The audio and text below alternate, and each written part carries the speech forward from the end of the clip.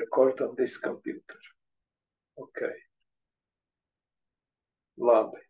Tad es uz tā rēķinu, kad ir ieraksts, cik, man ir 15 minūtes ieročums. Es tā rēķinu, kad ir ieraksts, ja? Tad es mazliet atkārtošos.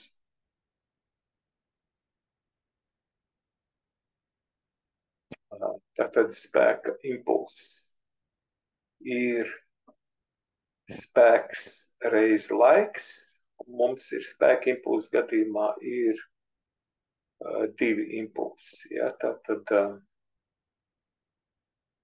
laikam šeit viss skaidrāk tas redzams, tātad impulss ir m reiz v, ja parastā gadījumā impulss ir masa reiz ātrums, tad spēka impulss ir impulss izmaiņa, tātad m reiz v1 un m reiz v2. Un šitā te nulīt nepatīk. Es atvainojos, es te likšu indeksiņš 1 un indeksiņš 2 un laika izmaiņa. Tātad, un šeit tas m reiz v ir aizstāts ar p, kas ir tas pats m reiz v. Un tātad laiks, kurā notiek impulsa izmaiņa, ir delta t. Tātad spēka impulss ir impulsa izmaiņa laikā.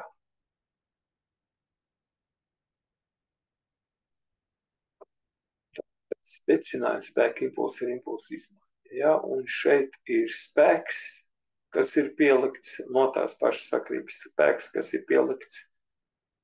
Šeit ir sākuma un beigu impulss un laiks, kurā notikusi impulsa izmaiņa. Tā, mums šeit ir uzdevumiņš.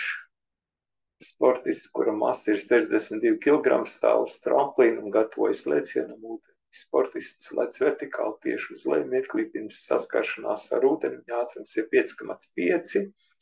Pēc 1,65 sekundēm kopš ieniršanas brīža sportista ātrums ir samazinājies līdz 1 metram sekundē. Aprēķina vidējo spēku, ar kādu ūdens iedarbojās uz sportistu. Ja?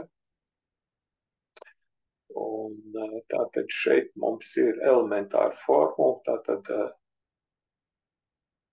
impulsa izmaiņa būs tātad spēks reiz laiks ir vienāds impulss pirms un impulss pēc, par cik masa ir tā pati, viņa nemainās, tad mēs varam iznest pirms iekavām šeit, ja? Un šeit es jau iznesu pirms iekavām, un var teikt, tā ir ļoti vienkārša formula, delta t. Rādu šo, jo arī pārbaudas darbā būs šāds uzdevums.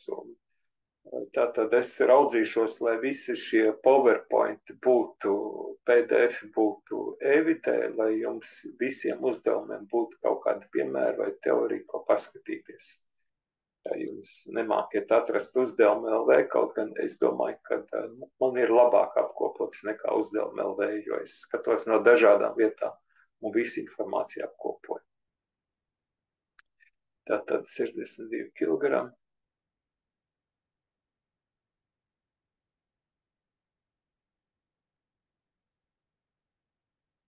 Tātad šī ir ātruma izmaiņa.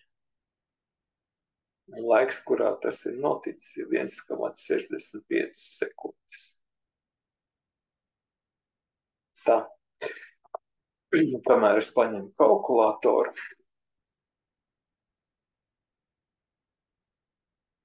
62 kg. 5,5 minus 1,1 būs 4,4. Jādomā, ja? Tad 62 reiz 4,4. Dalīts 1,65 ir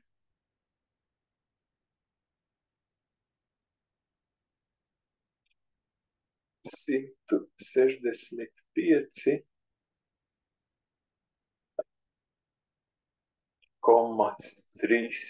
ņūtoni.